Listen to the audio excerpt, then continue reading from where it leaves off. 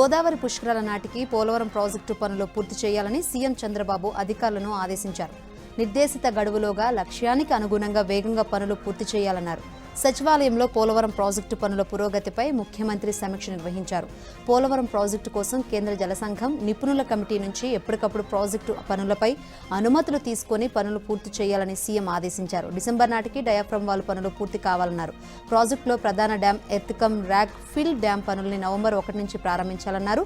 2027 డిసెంబర్కు పూర్తి ప్రాజెక్టు పనులు పూర్తి కావాలని సీఎం అన్నారు. విదేశీ పర్యటన ముగించుకుని మంత్రి నారాయణ విజయవాడకు చేరుకున్నారు. 5 రోజుల పాటు దక్షిణ కొరియాలో పర్యటించిన ఆయన ఏపీ పెట్టుబడుల సాధన కోసం అక్కడి ప్రముఖ పారిశ్రామికవేత్తలతో భేటీ అయ్యారు. నవంబర్లో విశాఖలో జరిగే భాగస్వామ్య సదస్సుపై సియోల్లో బిజినెస్ రోడ్ షోలో నారాయణ పాల్గొన్నారు. అమరావతితో పాటు స్మార్ట్ సిటీల నిర్మాణం, అభివృద్ధిపై అధ్యయనానికి మంత్రి నారాయణ పలు ప్రాంతాలు సందర్శించారు. ఏపీ రాజధాని అమరావతిలో భూసేకరణ అనుమతి కోసం కేబినెట్లో సీఆర్డీఏ ప్రతిపాదన పెట్టింది. భూ సమీకరణ కింద కొన్ని గ్రామాల రైతులు భూములు ఇచ్చేందుకు ముందుకు రాకపోవడంతో భూసేకరణ కింద తీసుకోవాలని నిర్ణయించారు. కేబినెట్ ఆమోదం తర్వాత భూసేకరణ ప్రక్రియ ప్రారంభం కానుంది. ఏపీ రాజధాని అమరావతిలో మలేషియా బృందం పర్యటించింది. నిర్మాణం పూర్తయిన ఐఏఎస్ అధికారుల భవన సముదాయాన్ని పరిశీలించారు. రెసిడెన్షియల్ భవనాల పురోగతిని వారికి సీఆర్డీఏ కమిషనర్ కన్నబాబు వివరించారు. అనంతరం ఏపీ సచివాలయంలో మలేషియా బృందంతో మంత్రి నారాయణ సమావేశమయ్యారు. ఏపీ రాజధాని నిర్మాణ పురోగతిపై మలేషియా బృందంతో సమీక్షించారు. ఈ భేటీలో సీఆర్డీఏ కమిషనర్ కన్నబాబు, ఇతర అధికారులు పాల్గొన్నారు. పేదలకు సీఎంఆర్ఎఫ్ సాయం అందించడంలో కూటమి ప్రభుత్వం కొత్త రికార్డు నెలకొల్పిందని ఏపీ ప్రభుత్వ విప్ జీవీ ఆంజనేయులు తెలిపారు. 5 ఏళ్ల వైసీపీ పాలనలో చేసిన సాయాన్ని చంద్రబాబు కూటమి ప్రభుత్వం ఏడాదిన్నరలోనే అధిగమించిందన్నారు. పల్నాడు జిల్లా వినుకొండలో సీఎం రిలీఫ్ ఫండ్ చెక్కులను మంత్రి పంపిణీ చేశారు. లెటర్ ఆఫ్ క్రెడిట్ల జారీతో వేలాది మందికి అత్యవసర చికిత్స చేసి ప్రాణదానం చేసినట్లు ఆయన తెలిపారు. మంత్రి బీసీ జనార్దన్ రెడ్డితో flying wedge defence and aerospace సంస్థ ప్రతినిధులు భేటీ అయ్యారు. సంస్థ వ్యవస్థాపకులు సుహాస్ తేజస్కంద, ఆర్జీ ప్రవీణ్ మంత్రిని మర్యాదపూర్వకంగా కలిశారు. ఏపీలో autonomous combat aircraft manufacturing and testing facility unit ఏర్పాటుకు సంస్థ ప్రతినిధులు ఆసక్తి కనబర్చారు. ప్రపంచవ్యాప్తంగా 7 దేశాలకు తమ ఉత్పత్తులను ఎగుమతి చేస్తున్న ఈ సంస్థ ఏపీలో 500 కోట్ల పెట్టుబడులు పెట్టేందుకు ఆసక్తి చూపించారు. రాష్ట్రంలో ఈ యూనిట్ ఏర్పాటు ద్వారా 1000 మందికి ప్రత్యక్షంగా ఉద్యోగ అవకాశాలు కల్పించనున్నట్లు మంత్రి తెలిపారు. రాష్ట్రంలో నూతన పెట్టుబడుల రాకతో యువతకు ఉద్యోగ ఉపాధి అవకాశాలు పెరుగుతాయన్నారు. ప్రజలందరికీ సురక్షిత మంచినీరు అందించాలనే ఉద్దేశంతో ప్రతి గ్రామంలో మైక్రో ఫిల్టర్ బెడ్స్ ఏర్పాటు చేస్తున్నామని డిప్యూటీ స్పీకర్ రఘురామకృష్ణరాజు అన్నారు. పశ్చిమ గోదావరి జిల్లా ఉండి మండలం ఉనుదుర్రు గ్రామంలో 42 లక్షల జలజీవన్ మిషన్ నిధులతో నిర్మించిన మైక్రో ఫిల్టర్ బెడ్లను రఘురామ ప్రారంభించారు. అనంతరం ముత్యాలమ్మ ఆలయ ప్రాంగణంలో దాతల సహకారంతో నిర్మించిన షెడ్డును తనయుడు కనుమూరు భరత్తో కలిసి ప్రారంభించారు. దశాబ్దాల సమస్యను ఎమ్మెల్యే కోటంరెడ్డి శ్రీధర్ రెడ్డి పరిష్కరించారు. 1.17 కోట్లతో చేపట్టిన రామలింగాపురం అండర్ బ్రిడ్జ్ను కోటంరెడ్డి ప్రారంభించారు. నెల్లూరులోని రామలింగాపురం అండర్ గ్రౌండ్ బ్రిడ్జ్ సమస్య దశాబ్దాల కాలంగా ప్రజలను ఇబ్బందులకు గురి చేస్తోంది. వర్షాకాల సమయంలో డ్రైన్ మురుగు, వర్షపు నీరంతా బ్రిడ్జ్ వద్దకు చేరడంతో తరచూ వాహనాలు మునిగిపోయేవి. ఈ సమస్యను పరిష్కరించాలంటూ ఉపాధ్యాయుడు ఫోన్ కాల్తో ఎమ్మెల్యే కోటంరెడ్డి శ్రీధర్ రెడ్డి స్పందించారు. ప్రభుత్వంతో చర్చించి 1.17 కోట్ల నిధులతో road, culvert, painting, foot path నిర్మాణాలు చేపట్టారు. యువతిని రాజకీయాల్లో ప్రోత్సహించాలనే లక్ష్యంతో 10వ తరగతి విద్యార్థితో ప్రారంభింపజేశారు. ఎన్ని ఆర్థిక ఇబ్బందులున్నా పేదవారిని ఆదుకోవాలనే ఉద్దేశంతో కూటమి ప్రభుత్వం పనిచేస్తోందని రాష్ట్ర నైపుణ్య అభివృద్ధి సంస్థ చైర్మన్ బూరుగుపల్లి శేషారావు అన్నారు. ఇందులో భాగంగానే తూర్పుగోదావరి జిల్లా నిడదవోలులో ఇప్పటివరకు 467 మంది లబ్ధిదారులకు 3,22 లక్షల రూపాయలు ముఖ్యమంత్రి సహాయ నిధి మంజూరు చేశారని తెలిపారు. ఉండ్రాజవరం మండలం వేలివెన్నులో 64 మంది లబ్ధిదారులకు 27,20,000 సీఎంఆర్ఎఫ్ చెక్కులు అందజేశారు. ప్రభుత్వ పనితీరును గుర్తించి ప్రజలంతా ప్రభుత్వానికి అండగా ఉండాలని శేషారావు పిలుపునిచ్చారు. ఆత్మనిర్భర్ భారత్ లక్ష్యంగా ప్రధాని మోదీ ఎన్నో కార్యక్రమాలు రూపొందించారని బీజేపీ రాష్ట్ర అధ్యక్షుడు పీవీఎన్ మాధవ్ అన్నారు. ఆపరేషన్ సింధూర్ తర్వాత రక్షణ రంగంలో విదేశాలకు ఎగుమతులు పెరిగాయన్నారు. దేశ ఆర్థిక స్వావలంబన కోసం మరోసారి స్వదేశీ ఉద్యమం చేపట్టారని అన్నారు. స్వదేశీ అంటే పాత చింతకాయ పచ్చడి కాదని, దేశం అనేక విదేశీ సవాళ్లు ఎదుర్కొంటున్నా కేంద్రం జీఎస్టీ తగ్గించిందన్నారు. రాజమండ్రి సుబ్రహ్మణ్య మైదానంలో ఖాదీ సంతను సందర్శించిన పీవీఎన్ మాధవ్ ఖాదీ వస్త్రాలు వినియోగిస్తామని ప్రతిజ్ఞ చేశారు. పల్నాడు జిల్లా అచ్చంపేటలో సూపర్ జీఎస్టీ సూపర్ సేవింగ్స్ కార్యక్రమం జరిగింది. ఈ కార్యక్రమంలో ఎమ్మెల్యే భాష్యం ప్రవీణ్ పాల్గొన్నారు. స్థానిక నేతలతో కలిసి జీఎస్టీ తగ్గింపుపై అవగాహన కల్పిస్తూ ర్యాలీ చేశారు. జీఎస్టీ తగ్గింపుతో సామాన్య ప్రజలకు ఊరట కలుగుతుందని ఎమ్మెల్యే ప్రవీణ్ అన్నారు. భారత ప్రభుత్వ నిర్ణయం ప్రకారం టీటీడీలో జీఎస్టీ తగ్గింపు అమలు చేస్తున్నామని, భక్తులకు డబ్బు ఆదా జరిగేలా, సంస్థకు మేలు జరిగేలా జీఎస్టీ ఛార్జీలను తగ్గించామని టీటీడీ ఈవో అనిల్ కుమార్ సింఘాల్ తెలిపారు. మాడవీధుల్లోని గ్యాలరీలో పైకప్పు నిర్మించాలని భక్తులు కోరారని, వచ్చే ఏడాది బ్రహ్మోత్సవాలలోపు గ్యాలరీలో షెడ్లు ఏర్పాటు చేస్తామన్నారు. శ్రీవారి అనుగ్రహంతో బ్రహ్మోత్సవాలు సక్సెస్ అయ్యాయన్నారు. బ్రహ్మోత్సవాల సక్సెస్ కు శ్రమించిన అధికారులు, సిబ్బంది, సేవకులందరికీ ఈ సందర్భంగా కృతజ్ఞతలు తెలిపారు. అనంతపురం జిల్లా తాడిపత్రిలో మరోసారి ఉద్రిక్తత జరిగింది. వివాహానికి హాజరయ్యేందుకు వైసీపీ మాజీ ఎమ్మెల్యే కేతిరెడ్డి పెద్దారెడ్డి వెళ్తుండగా పుట్లూరు రహదారిలో ఆయన్ను పోలీసులు అడ్డుకున్నారు. దీంతో పోలీసులపై కేతిరెడ్డి పెద్దారెడ్డి మండిపడ్డారు. వివాహానికి వెళ్తానని పోలీసులకు ముందే లేఖ ద్వారా సమాచారం ఇచ్చినా ఎందుకు అడ్డుకున్నారని ప్రశ్నించారు. పోలీసులకు కేతిరెడ్డి పెద్దారెడ్డి మధ్య తీవ్ర వాగ్వాదం జరిగింది. అయినా ఆయన వెళ్లేందుకు పోలీసులు అనుమతి ఇవ్వలేదు. చివరికి ఇక చేసేదేమీ లేక కేతిరెడ్డి పెద్దారెడ్డి తన నివాసానికి తిరిగి వెళ్లిపోయారు. నాంపల్లి ఎగ్జిబిషన్ మైదానంలో హర్యానా మాజీ గవర్నర్ బండారు దత్తాత్రేయ కుమార్తె విజయలక్ష్మి ఆధ్వర్యంలో అలయబలే నిర్వహించారు. ఏటా దసరా మర్నాడు ఈ కార్యక్రమం నిర్వహిస్తారు. ఈ కార్యక్రమానికి హాజరైన పలువురు ప్రముఖులకు దత్తాత్రేయ కండువాలు వేసి స్వాగతం పలికారు. తెలంగాణ ఉద్యమ సమయంలో రాజకీయ నాయకుల మధ్య ఐక్యత కోసం దత్తాత్రేయ ఈ కార్యక్రమాన్ని ప్రారంభించారు. తెలంగాణ సంస్కృతి, ఆహారపు అలవాట్లను చాటి చెప్పేలా అలయబలే మొదలైంది. వేష భాషలు వేరైనా అందరం భారతీయులం అనే భావనతో కలిసి ముందుకు వెళ్తున్నామని మాజీ ఉపరాష్ట్రపతి వెంకయ్యనాయుడు అన్నారు. అలయ్ బలే కార్యక్రమంలో పాల్గొన్న ఆయనను దత్తాత్రేయ సత్కరించారు. అందరం కలిసి ఉండాలనేది అలయ్ బలే ఉద్దేశమని వెంకయ్య అన్నారు. 20 ఏళ్లుగా బండారు దత్తాత్రేయ ఈ కార్యక్రమాన్ని నిర్వహిస్తున్నారని కొనియాడారు. కొందరు కులం, మతం, వర్ణం, వర్గం, జాతి పేరుతో ప్రజల్ని చీల్చే ప్రయత్నం చేస్తున్నారన్నారు. మన దేశంలో అలాంటి ఆశలు పెట్టుకున్న వారు నిరాశ చెందక తప్పదని చెప్పారు. ఈ కార్యక్రమంతో ఐక్యతా సందేశాన్ని అందిస్తున్నందుకు దత్తాత్రేయ, విజయలక్ష్మిలకు వెంకయ్యనాయుడు అభినందనలు తెలిపారు. ఇలాంటి కార్యక్రమాలతో మన సంస్కృతి, సంప్రదాయాలు ప్రజలకు తెలుస్తాయని సుప్రీంకోర్టు మాజీ చీఫ్ జస్టిస్ ఎన్వి రమణ అన్నారు. అందరినీ ఒక్కచోట చేర్చి ఐక్యత తెచ్చేందుకు ఉపయోగపడుతుందన్నారు. సంప్రదాయాలకు అనుగుణంగా అలయబల నిర్వహిస్తున్న దత్తాత్రేయ, విజయలక్ష్మిలకు ఆయన అభినందనలు తెలిపారు. దత్తాత్రేయ అజాత శత్రువు అని మంత్రి కోమటిరెడ్డి వెంకటరెడ్డి అన్నారు. ప్రతి ఒక్కరూ ఆయన్ని ప్రేమిస్తారని, అందుకే పార్టీలకు అతీతంగా పెద్ద ఎత్తున ఇక్కడికి వచ్చారని చెప్పారు. ఇలాంటి సత్కారం తనకు మొదటిసారి అని, చాలా కొత్తగా ఉందని నటుడు నాగార్జున చెప్పారు. దత్తాత్రేయకు ఈ సందర్భంగా ఆయన ధన్యవాదాలు తెలిపారు. రాజకీయాలు అతీతంగా జరుగుతున్న ఈ కార్యక్రమం తమకెంతో కాన్ఫిడెన్స్ ఇస్తుందన్నారు. దత్తాత్రేయతో తనకు ఎప్పటి నుంచో పరిచయం ఉందని, దీనికి ఆహ్వానించడం ఎంతో ఆనందంగా ఉందని నాగార్జున అన్నారు. అలయ్ బలయ్ అంటే హృదయపూర్వకంగా ఒకరినొకరు ఆలింగనం చేసుకుని ప్రేమను పంచుకోవడమని ప్రముఖ హాస్య నటుడు బ్రహ్మానందన్ చెప్పారు. శాంతి, ప్రేమ కరువైపోతున్న ప్రస్తుత పరిస్థితుల్లో ఇలాంటి కార్యక్రమాలు నిర్వహించి పరస్పరం గౌరవించుకోవడం అవసరమన్నారు. నగరంలో మరో వంతెన అందుబాటులోకి వచ్చింది. ఫలక్నుమా ఆర్ఓబీని మంత్రి పొన్నం ప్రభాకర్ ప్రారంభించారు. 52.03 కోట్లతో ఫలక్నుమా ఆర్ఓబీని ప్రభుత్వం నిర్మించింది. కార్యక్రమంలో ఎంపీ అసదుద్దీన్, మేయర్ విజయలక్ష్మి తదితరులు పాల్గొన్నారు. ఈ కొత్త వంతెన ప్రారంభంతో రద్దీ తగ్గి ప్రజలకు సులభంగా, వేగంగా ప్రయాణించే అవకాశం లభించనుంది. దక్షిణ హైదరాబాద్ రవాణా వ్యవస్థలో ఈ వంతెన ముఖ్యమైన మౌలిక సదుపాయంగా నిలిచే అవకాశం ఉంది. కేంద్ర ప్రభుత్వ ఇమేజ్ పెంచేలా నేతలు ప్రయత్నించాలని కేంద్ర మంత్రి కిషన్ రెడ్డి అన్నారు. కేంద్ర పాలసీలకు అనుగుణంగా కోర్టులో మన వాదనలు కీలకం కావాలన్నారు. అందుకు ప్రత్యేక శిక్షణ తరగతులు నిర్వహించాలన్నారు. తెలంగాణలో బీజేపీ అధికారంలోకి రావాలంటే అందరం కలిసికట్టుగా పనిచేయాలని కిషన్ రెడ్డి తెలిపారు. నేటి యువత ఆలోచనలకు అనుగుణంగా చట్టాలు తెచ్చేందుకు మోదీ పాటుపడుతున్నారని అన్నారు. బీజేపీ స్టేట్ లీగల్ సెల్ సమావేశంలో కేంద్ర మంత్రులు అర్జున్ రామ్ మేఘవాల్, కేంద్ర మంత్రి కిషన్ రెడ్డి ముఖ్య అతిథులుగా హాజరయ్యారు. కాలం చెల్లించిన చట్టాలను ప్రధాని మోదీ రద్దు చేశారని ఎంపీ లక్ష్మణ్ అన్నారు. దేశాన్ని ఆర్థికంగా విచ్ఛిన్నం చేసేందుకు ఇతర దేశాలు కుట్రలు పన్నుతున్నాయన్నారు. మోదీ విజనరీ లీడర్ కాబట్టి సూక్ష్మంగా స్పందిస్తున్నారని తెలిపారు. జీఎస్టీ తగ్గింపుతో పేదల ఇళ్లలో దీపావళి వెలుగులు నింపుతున్నారని చెప్పారు. ఇండియా ఎదుగుదలను చాలా దేశాలు జీర్ణించుకోలేకపోతున్నాయని అన్నారు. తెలంగాణ సీఎం రేవంత్ రెడ్డిపై జన్ సురాజ్ పార్టీ చీఫ్ ప్రశాంత్ కిషోర్ సంచలన వ్యాఖ్యలు చేశారు. రేవంత్ రెడ్డి బీహార్ ప్రజలను హేళనగా మాట్లాడారని, తమ గడ్డపై అడుగు పెడితే తరిమి కొడతామని వార్నింగ్ ఇచ్చారు. ఓ ఛానల్కి ఇచ్చిన ఇంటర్వ్యూలో పీకే ఈ వ్యాఖ్యలు చేశారు. వచ్చే ఎన్నికల్లో తెలంగాణకు వెళ్లి మరీ రేవంత్ రెడ్డిని ఓడించి తీరుతానన్నారు.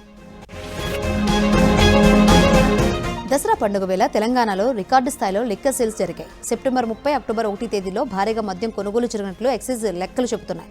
2 రోజుల్లో ఏకంగా 419 కోట్ల రూపాయలు మద్యం అమ్మకాలు జరిగాయి. సెప్టెంబర్ 30న 333 కోట్లు, 1వ తేదీన 86 కోట్ల రూపాయల లిక్కర్ను మందుబాబులు కొనేశారు. సాధారణ రోజులతో పోలిస్తే సెప్టెంబర్ 26 నుంచే మద్యం అమ్మకాలు రెట్టింపైనట్లు మద్యం షాపుల నిర్వాహకులు చెబుతున్నారు. ప్రజలకు సేవలందించాల్సిన వీఆర్ఓ మద్యం సేవించి విధులకు హాజరు కావడంపై విమర్శలు వెల్లువెత్తుతున్నాయి. పశ్చిమ గోదావరి జిల్లా పెనుమంట్ర మండలం ఆలమూరులో 2 రోజుల క్రితం మంత్రి, ఎమ్మెల్యేల పర్యటనకు వీఆర్ఓ దిగమర్తి చిన్న మద్యం సేవించి వచ్చాడు. మద్యం మత్తులో విధులు నిర్వహించిన వీఆర్ఓ దృశ్యాలు సోషల్ మీడియాలో వైరల్గా మారాయి. ప్రభుత్వ ఉద్యోగిగా విధులకు హాజరు కావడంపై విమర్శలు వ్యక్తమవుతున్నాయి. ఇదిలా ఉంటే ఇప్పటివరకు అతడిపై అధికారులు ఎలాంటి చర్యలు తీసుకోలేదని తెలుస్తోంది. కొన్ని రోజులుగా జరుగుతున్న మత్స్యకారుల ఆందోళనలకు చెక్ పెట్టేందుకు బాపట్ల జిల్లా కలెక్టర్ రంగంలోకి దిగారు. అడవి పంచాయతీ పరిధిలో గల సముద్ర తీరంలోకి వెళ్లే కాలువ ఆక్రమణలకు గురైందని మత్స్యకారులు ఆందోళన చేస్తున్నారు. దీంతో వారి సమస్యలు పరిష్కరించేందుకు కలెక్టర్ సమావేశమయ్యారు. సముద్రంలో కలిసే స్ట్రైట్ కట్ కాలువను రియల్ ఎస్టేట్ వ్యాపారి పూడ్చివేశాడని, దీనివల్ల ఎల్ ఆకారంలో ఉండాల్సిన కాలువను స్ట్రైట్ గా చేయడంతో అలల తాకిడికి తమ బోట్లు దెబ్బతింటున్నాయని మత్స్యకారులు ఆవేదన వ్యక్తం చేశారు. దీనిపై అధికారులు పూర్తి స్థాయిలో విచారణ చేపట్టి వారం రోజుల్లో సమగ్ర నివేదిక అందజేయాలని సంబంధిత అధికారులను కలెక్టర్ ఆదేశించారు. చిత్తూరు జిల్లా దేవలంపేటలో అంబేద్కర్ విగ్రహానికి దుండగులు నిప్పు పెట్టారు. ఈ ఘటనపై దళిత సంఘాలు ఆగ్రహం వ్యక్తం చేశాయి. సతీష్ నాయుడు అనే వ్యక్తే కారణమంటూ దళిత సంఘాల నేతలు ధర్నా నిర్వహించారు. సతీష్ నాయుడు, అతని అనుచరులను అరెస్ట్ చేయాలని దళిత సంఘాలు డిమాండ్ చేశాయి. సత్యసాయి జిల్లా కదిరిలో వైసీపీ నేతల ఆగడాలు మితిమీరిపోయాయి. ఉబిచెర్లలో వైసీపీ నేత కాంట్రాక్టర్ రమణారెడ్డి చేస్తులకు సచివాలయ ఉద్యోగులు, ప్రజలు తీవ్ర ఇబ్బందులు పడుతున్నారు. సచివాలయం, రైతు సేవా కేంద్రం, ఆరోగ్య కేంద్రాల భవనాల నిర్మాణం పూర్తయినా అధికారులకు తాళాలు అప్పగించేందుకు కాంట్రాక్టర్ నిరాకరిస్తున్నారు. బిల్లులు చెల్లిస్తే తప్ప భవనాలు అప్పగించేది లేదని తెగేసి చెబుతున్నారు. దీంతో వైద్య సిబ్బంది ఆరు బయటే రోగులకు వైద్యం చేస్తున్నారు. అయితే భవనాలను అధికారులకు అప్పగించాలని ఎమ్మెల్యే ఆదేశించి నెలలు గడుస్తున్నా కాంట్రాక్టర్ రమణారెడ్డి పట్టించుకోలేదు. బాపట్ల జిల్లా కొల్లూరు మండలం వరద ముంపున గురై రోడ్డున పడిన ఫ్యామిలీకి ఆర్థిక సహాయం అందించి కొల్లూరు ఎస్ఐ అమరవర్ధన్ మానవత్వం చాటుకున్నారు. 30 ఏళ్ల క్రితం బ్రతుకు తెరువు కోసం కొల్లూరు వచ్చిన ఆ కుటుంబం కరకట్ట సమీపంలో గుడిసె వేసుకుని నివాసం ఉంటున్నారు. అయితే వరదలో వారి గుడిసె కొట్టుకుపోవడంతో పునరావాస కేంద్రంలో ఉన్నారు. వారు అక్కడున్నారని తెలుసుకున్న ఎస్ఐ అమరవర్ధన్ తన శాలరీ నుంచి 15,000 రూపాయలు ఆ కుటుంబానికి అందించి మానవత్వం చాటుకున్నారు. ప్రకృతి వైపరీత్యాల వల్ల జరిగిన నష్టం ఎవరూ తీర్చలేనిదని, అందుకే ఆ ఫ్యామిలీకి తన వంతు సాయం చేశానని ఎస్ఐ అమరవర్ధన్ తెలిపారు.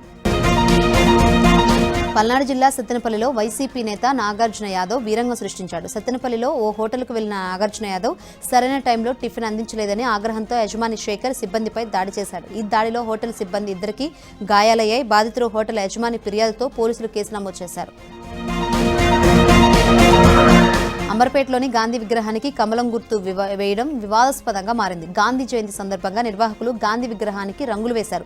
అయితే గాంధీ బొమ్మ కింద భాగంలో నిర్వాహకులు కమలం గుర్తు బొమ్మను వేయడాన్ని స్థానికులు తీవ్రంగా వ్యతిరేకిస్తున్నారు. మహాత్ముడికి రాజకీయ రంగు పులమటం ఏమిటని వారు ప్రశ్నిస్తున్నారు. నెత్తిన నీళ్ల బిందెతో దూరం నుంచి సైకిల్ తొక్కుతూ వస్తున్న వ్యక్తిని చూసి అందరూ ఔరా అంటున్నారు. ఈ దృశ్యం నెట్టింట వైరల్గా మారింది. మహబూబాబాద్ జిల్లా నెల్లికుదురు మండలం శ్రీరామగిరి గ్రామానికి చెందిన సంజీవ అనే వ్యక్తి కిలోమీటర్ల దూరంలో ఉన్న వ్యవసాయ బావి నుంచి మంచినీటిని ఈ విధంగా తీసుకురావడం చర్చకు దారితీసింది. గ్రామానికి సరైన మంచినీటి వసతి లేదని, అందువల్లే దూర ప్రాంతం నుంచి తీసుకురావాల్సిన పరిస్థితి ఏర్పడిందని స్థానికులు వాపోతున్నారు. మాజీ కేంద్ర మంత్రి పురంధేశ్వరి తిరుమల శ్రీనివాసుని దర్శించుకున్నారు. శ్రీవారి దర్శనార్థం కుటుంబ సభ్యులతో కలిసి తిరుమలకు చేరుకున్న ఆమె వీఐపీ బ్రేక్ ప్రారంభ దర్శన సమయంలో శ్రీవారిని దర్శించుకున్నారు. దర్శన అనంతరం ఆలయ అధికారులు స్వామివారి వస్త్రంతో సత్కరించి శ్రీవారి తీర్థ ప్రసాదాలను అందజేశారు. విజయవాడ ఇంద్రకీలాద్రి అమ్మవారి ఆలయానికి వచ్చే భక్తులకు పూర్తి స్థాయిలో ఏర్పాట్లు కల్పిస్తున్నామని ఆలయ ఈవో శివనాయక్ తెలిపారు. కేవలం అమ్మవారి లడ్డూ ప్రసాదం 28 లక్షలకు పైగా అందించామని, సుమారు 15 లక్షల పైగా భక్తులు అమ్మవారిని దర్శించుకున్నారని ఆయన తెలిపారు. 2 రోజుల్లో అమ్మవారిని 3 లక్షల పైగా భక్తులు దర్శించుకునే అవకాశం ఉందని ఈవో తెలిపారు. శ్రీకాకుళం జిల్లాలో ఎడతెరపులేని వర్షాలు కురుస్తున్నాయి. నిన్న అర్ధరాత్రి నుంచి కురుస్తున్న వర్షాలకు జిల్లా వ్యాప్తంగా జనజీవనం స్తంభించిపోయింది. రోడ్లు జలమయమయ్యాయి. ఇప్పటికే జిల్లాలో రెడ్ అలర్ట్ ప్రకటించిన ఒడిశాతో పాటు జిల్లాలో భారీ వర్షాలు కురుస్తుండటంతో అధికారులు అప్రమత్తమయ్యారు. నాగావళి, వంశాధార నదులకు వరద ముప్పు పొంచి ఉన్నట్లు అధికారులు తెలిపారు. మత్స్యకారులు వేటకు వెళ్లొద్దని కలెక్టర్ స్వప్నిల్ దినకర్ ఆదేశాలు జారీ చేశారు. మరో 2 రోజుల పాటు భారీ వర్షాలు కురిసే అవకాశం ఉందని వాతావరణ శాఖ హెచ్చరించింది. శ్రీకాకుళం జిల్లాలో తీవ్ర విషాదం నెలకొంది. భారీ వర్షాలకు ఇల్లు కూలి దంపతులు మృతి చెందారు. మందస మండలం సవరతుంబూరులో దంపతులు నిద్రిస్తున్న సమయంలో వర్షాలు కిల్లుకూలింది. ఈ ఘటనలో వృద్ధ దంపతులు మరణించారు. భారీ వర్షాలు వరదలు ఉత్తరాంధ్రను వణికించాయి. ఎగువన కురిసిన వర్షాలు ఉక్కిరిబిక్కిరి చేస్తున్నాయి. భారీ వర్షాలు వరదలు విజయనగరం, పార్వతీపురం జిల్లాలో భారీ నష్టాన్ని మిగిల్చాయి. భారీ వర్షాలకు తోడు ఈదురుగాలులు బీభత్సం సృష్టించాయి. భారీ వర్షాలతో కాలనీలోకి వరద నీరు చేరింది. ఆంధ్ర, ఒరిస్సా సరిహద్దు ప్రాంతాల్లో అతి భారీ వర్షాలు కురవడంతో నాగావళి నదికి ఒక్కసారిగా వరద పోటెత్తింది. పార్వతీపురం, మన్యం జిల్లాలోని 4 మండలాల్లో వేలాది ఎకరాల్లో పంటలు నిలవాలాయి. ఎక్కడికక్కడ చెట్లు విరిగిపడ్డాయి. ఇళ్లలోకి నీరు చేరడంతో అవస్థలు పడుతున్నారు. చేతికందిన పంట నీటిపాలు కావడంతో రైతులు ఆందోళన చెందుతున్నారు. వాయుగుండ ప్రభావంతో శ్రీకాకుళం జిల్లాలోని ఏజెన్సీ గ్రామాలు అతలాకుతలమయ్యాయి. భారీ వర్షాలతో మిలియాపుట్టి మండలం తీవ్రంగా ప్రభావితమైంది. కొండచెరీలు విరిగిపడడంతో కేరాసింగ్ పంచాయతీ పరిధిలోని కొన్ని గ్రామాలకు వెళ్లే మార్గం తీవ్రంగా దెబ్బతింది. కొండచెరీలు జారిపడడంతో ప్రధాన రహదారి పూర్తిగా మూసిపోయింది. దీంతో ఆ మార్గంలో ఉన్న గిరిజన గ్రామాలు బయట ప్రపంచంతో సంబంధాలు కోల్పోయాయి. సంగారెడ్డి జిల్లా జహీరాబాద్ అంతర్రాష్ట్ర ఎక్సైజ్ చెక్ పోస్ట్ వద్ద భారీగా డ్రగ్స్ పట్టుబడ్డాయి. గోవా నుంచి హైదరాబాద్ వస్తున్న ప్రైవేట్ ట్రావెల్ బస్సులో గుల్బర్గా వద్ద డ్రైవర్ నిషేధిత నెట్రో జెఫమ్ టాబ్లెట్స్, కాటన్స్ తీసుకొస్తుండగా చిరాగ్పల్లి వద్ద ఎక్సైజ్ చెక్ పోస్ట్ అధికారులు పట్టుకున్నారు. పట్టుబడిన 46 కిలోల నెట్రో జెఫెమ్ మత్తు పదార్థాల విలువ 8 లక్షల వరకు ఉంటుందని ఎక్సైజ్ అధికారులు అంచనా వేశారు. కర్ణాటకలోని హుమ్నాబాద్కు చెందిన డ్రైవర్ విజేందర్ను అరెస్ట్ చేసి రిమాండ్కు తరలించారు. ట్రావెల్ బస్సును సీజ్ చేసినట్లు సీఏ శ్రీనివాసరెడ్డి తెలిపారు. గుంటూరు జిల్లా తెనాలిలో దొంగలు బీభత్సం సృష్టిస్తున్నారు. వరుస చోరీలతో ప్రజలు తీవ్ర భయాందోళనకు గురవుతున్నారు. చించుపేటలోని ఫంక్షన్ హాల్ వద్ద ఉన్న కారు అద్దాలు పగలగొట్టి విలువైన వస్తువులు ఉన్న బ్యాగును ఎత్తుకెళ్లారు. బ్యాగులో 3 యాపిల్ ఫోన్లు, 5 లక్షల నగదు, 100 గ్రాముల బంగారం, పాస్పోర్ట్, క్రెడిట్ కార్డులు ఉన్నట్లు బాధితులు ఫిర్యాదు చేశారు. కొల్లిపరలోని దొంగలు రెచ్చిపోయారు. ఓ ఇంట్లో చొరబడి 10 లక్షలు విలువ చేసే ఆభరణాలు దోచుకువెళ్లారు. బాధితుల ఫిర్యాదుతో పోలీసులు సీసీ కెమెరాల ఆధారంగా దొంగల కోసం భారత్లో ప్రజాస్వామ్యం ప్రమాదంలో ఉందన్నారు Congress MP KC Venugopal. Columbia EIA యూనివర్సిటీలో జరిగిన కాంక్లేవ్లో కాంగ్రెస్ అగ్రనేత రాహుల్ గాంధీ చేసిన వ్యాఖ్యలపై స్పందించిన కేసీ వేణుగోపాల్ ఓటు చోరీతో మోదీ సర్కార్ దేశాన్ని అప్రతిష్ట పాలు చేస్తుందని మండిపడ్డారు. రాహుల్ నిజాలు మాట్లాడినప్పుడల్లా మోదీ టీం రాహుల్పై ఎదురుదాడి చేస్తుందని ఆగ్రహం వ్యక్తం చేశారు. మోదీ గుజరాత్ సీఎంగా ఉన్నప్పుడు విదేశాల్లో ఎన్నోసార్లు మన్మోహన్ సింగ్ను అప్పటి కాంగ్రెస్ ప్రభుత్వాన్ని విమర్శిస్తూ దేశం పరువు తీశారని గుర్తు లేదా అని రాజస్థాన్లో కంటోన్మెంట్ ఏరియాలో పర్యటించిన భారత ఆర్మీ చీఫ్ ఉపేంద్ర ద్వివేది పాకిస్తాన్కు స్ట్రాంగ్ వార్నింగ్ ఇచ్చారు. ఉగ్రవాదానికి పాకిస్తాన్ వెంటనే ముగింపు పలకాలని హెచ్చరించారు. ఆపరేషన్ సింధూర్ 1.0 సమయంలో భారత్ సత్తా ఏంటో చూపించామని, ఈసారి తోక జాడిస్తే పాకిస్తాన్ భౌగోళికంగా లేకుండా చేస్తామన్నారు. భారత ఆర్మీ ఎప్పుడు యుద్ధానికి సిద్ధంగా ఉంటుందన్నారు. చెన్నైలో వరుస బాంబు బెదిరింపులు కలకలం సృష్టించాయి. ముఖ్యమంత్రి ఎంకే స్టాలిన్, ప్రముఖ నటి త్రిష సహా పలువురు ప్రముఖుల లక్ష్యంగా ఆగంతుకులు ఈమెయిల్ ద్వారా హెచ్చరికలు పంపారు. అప్రమత్తమైన పోలీసులు, బాంబు స్క్వాడ్ బృందాలు రంగంలోకి దిగి తనిఖీలు చేపట్టాయి. సీఎం ఎంకే స్టాలిన్ నివాసం, నటి త్రిష ఇల్లు, రాజ్భవన్, బీజేపీ ఆఫీసుకు దుండగుల నుంచి బాంబు బెదిరింపులు వచ్చాయి. బెదిరింపుల నేపథ్యంలో భద్రతా సిబ్బంది సోదాలు నిర్వహించారు. ఎలాంటి పేలుడు పదార్థాలు లభించకపోవడంతో ఇవన్నీ బూటకు బెదిరింపులేనని నిర్ధారించారు. నిందితుల కోసం సైబర్ క్రైమ్ పోలీసులు గాలిస్తున్నారు. బెంగళూరులో అమానుష ఘటన వెలుగులోకి వచ్చింది. బెడ్రూమ్లో సీక్రెట్ కెమెరాలతో భార్య ప్రైవేట్ వీడియోలను రికార్డ్ చేశారు ఓ భర్త. అంతేకాకుండా విదేశీయులతో గడపాలని భార్యపై ఒత్తిడి తీసుకురావడంతో బాధితురాలు పుట్టెనహల్లి పోలీసులకు ఫిర్యాదు చేసింది. గత కొంతకాలంగా తనకు తెలియకుండా పడక గదిలో కెమెరాతో వీడియోలను రికార్డ్ చేసి విదేశాల్లో ఉంటున్న అతని స్నేహితులకు వీడియోలను పంపించి వేధిస్తున్నాడని బాధితురాలు వాపోయింది. కేసు నమోదు చేసుకున్న పోలీసులు దర్యాప్తు చేస్తున్నారు. బెంగళూరు నగరంలో ట్రాఫిక్ కష్టాలు తీర్చేందుకు అధికారులు ఎన్నో ప్రయత్నాలు చేస్తున్నారు. ట్రాఫిక్ చలనాలకు సంబంధించి అవగాహన కల్పించడంలో భాగంగా బెంగళూరు నగరంలో దేశంలోనే తొలి ఏఐ ఆధారిత బిల్ బోర్డును ఏర్పాటు చేశారు. ట్రినిటీ సర్కిల్లో ఏర్పాటు చేసిన ఏఐ ఆధారిత బిల్ బోర్డు అంశం హాట్ టాపిక్గా మారింది. ట్రినిటీ మీదుగా ప్రయాణించే వాహనాలకు సంబంధించి ట్రాఫిక్ ఉల్లంఘనల వివరాలతో పాటు ఇన్సూరెన్స్, పొల్యూషన్ గడువు ముగిసిన వివరాలను ఈ బిల్ బోర్డు ప్రకటిస్తుంది. అలాగే ట్రాఫిక్ నిబంధనలు పాటించే వాహనాలను గుర్తించి బాధ్యతాయుతమైన డ్రైవింగ్ను ప్రోత్సహిస్తోంది. ఢిల్లీలో ఆర్చరీ ప్రీమియర్ లీగ్ను హీరో రామ్ చరణ్ ప్రారంభించారు. తొలిసారిగా ఇండియాలో ఆర్చరీ ప్రీమియర్ లీగ్ జరుగుతుందని, దేశ చరిత్రలో ఆర్చరీ ప్రీమియర్ లీగ్ ఐకానిక్ లీగ్గా మారనుందని రామ్ చరణ్ తెలిపారు. ఏపీఎల్కు బ్రాండ్ అంబాసిడర్గా తనను ఎన్నుకున్నందుకు సంతోషంగా ఉందన్నారు. ఉత్తరప్రదేశ్లోని ఓ నగల దుకాణంలో దంపతులు చేతివాటం ప్రదర్శించారు. నగల కొనడానికి వచ్చినట్టు నటించి నగల వ్యాపారి దృష్టి మళ్లించి 6 లక్షల విలువైన ఆభరణాలు దోచేశారు. ఇందుకు సంబంధించిన దృశ్యాలు సీసీ కెమెరాలో రికార్డయ్యాయి. యజమాని ఫిర్యాదుతో కేసు నమోదు చేసిన పోలీసులు దర్యాప్తు చేపట్టారు.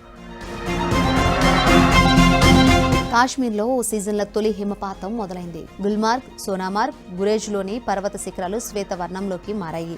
ఎత్తైన ప్రదేశాలలో హిమపాతం నమోదవగా శ్రీనగర్తో సహా ఇతర మైదానాలలో తేలికపాటి వర్షం కురిసింది.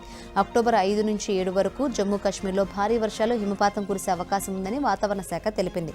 ఐఎండీ ప్రకటనకు ముందే హిమపాతం రావడంతో వచ్చిన పర్యాటకులు, స్థానికులు ఖుషి అవుతున్నారు. అటు హిమాచల్ ప్రదేశ్లోని దౌలాధర్ పర్వత శ్రేణిలో రాత్రి నుంచి స్వల్పంగా మంచు కురుస్తోంది. ఉష్ణోగ్రతలు 14 డిగ్రీలకు పడిపోయాయి.